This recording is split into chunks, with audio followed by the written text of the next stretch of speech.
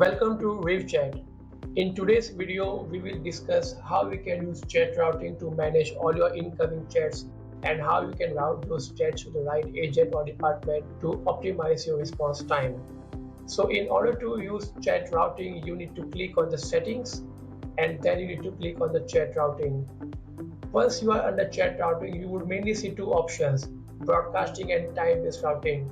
So let me just explain to you the difference between the broadcasting and time-based routing. If you want all your incoming chats to be available across all your online agents and whoever picks it up would be assigned to that agent, you can do it so by enabling the broadcasting options.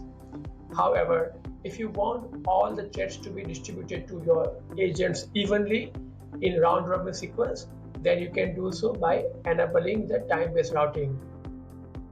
RaveChat also offers an option called URL-based rules, where you can create your own routing rule based on a certain website page or URL.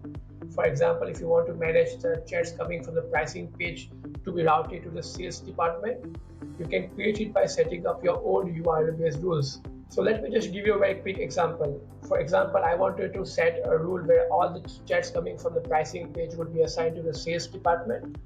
Let me give that rule as a pricing name, and I can assign this to my own RaveChat URL. And once I select the sales department and click on the create rule, it will automatically route all the incoming chats from the pricing page to the sales department.